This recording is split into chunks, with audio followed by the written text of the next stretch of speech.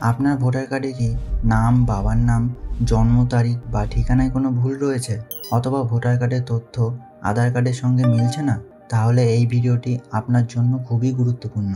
কারণ আজকের এই ভিডিওতে আমি আপনাদেরকে দেখাবো কিভাবে ঘরে বসে খুব সহজেই ভোটার কার্ড কারেকশনের জন্য আবেদন করতে পারবেন।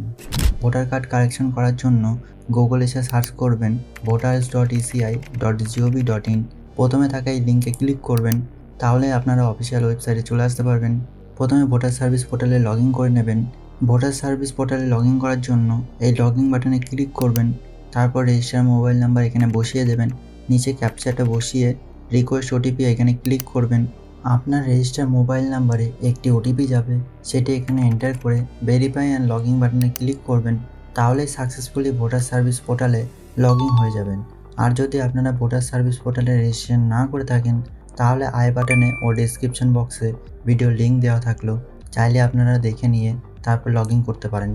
ভোটার সার্ভিস পোর্টালে লগ ইন করার পর আপনাদের সামনে এমন একটা ড্যাশবোর্ড ওপেন হবে। ভোটার কার্ড কারেকশন করার জন্য ফর্ম ফিল 8 এই ফর্মটি ফিল আপ করতে হবে।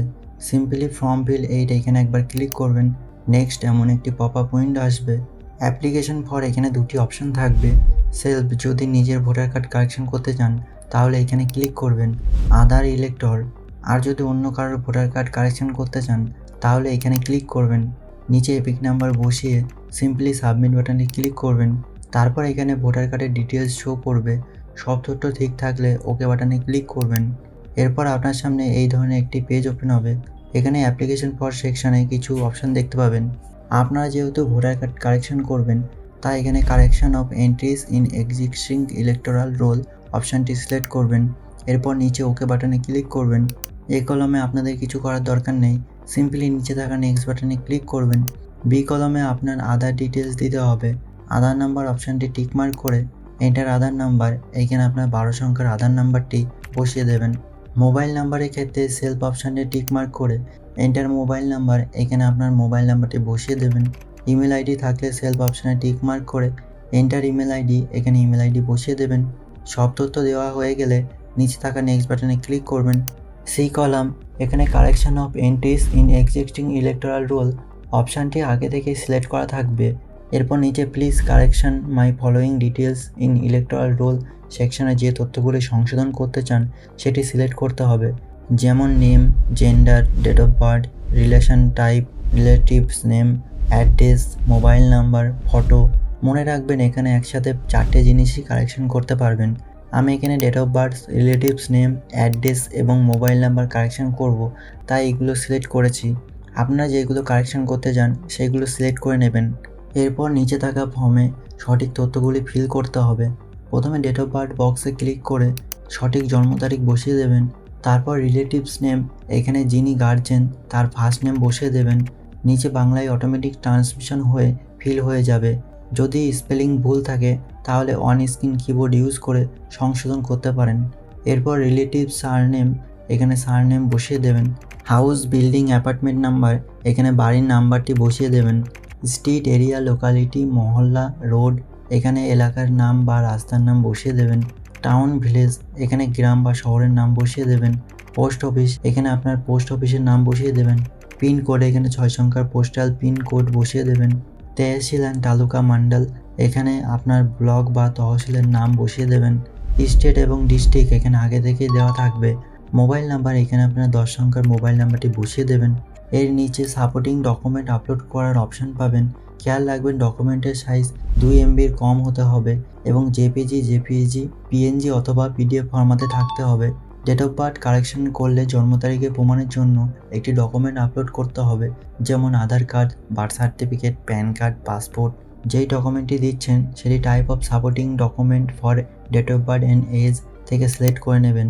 তারপর চুজ ফাইলে ক্লিক করে ডকুমেন্টটি আপলোড করে নেবেন। সেমভাবে type of supporting document for relation name, এখানে ক্লিক করে এই লিস্টে থেকে ডকুমেন্টটি সিলেক্ট করবেন। তারপর চুজ ফাইলে ক্লিক করে ডকুমেন্টটি আপলোড করে নেবেন। তারপর type of supporting document for address, এখানে ক্লিক করে এই লিস্ট থেকে ডকুমেন্টটি সিলেক্ট করবেন। তারপর চুজ ফাইলে ক্লিক করে ডকুমেন্টটি আপলোড করে নেবেন। সব ডকুমেন্ট সফলভাবে আপলোড হয়ে গেলে নিচে থাকা নেক্সট বাটনে ক্লিক করবেন। ডি কলামে ডিক্লারেশন অপশান আসবে, এখানে ডেট দেওয়া থাকবে। আপনাকে শুধু প্লেস, এখানে জায়গার নাম লিখতে হবে। সব কিছু পূরণ করার পর আবার নেক্সট বাটনে ক্লিক করবেন। ই কলাম এখানে ক্যাপচা কোড দেওয়া আছে, সেটি বসিয়ে দেবেন।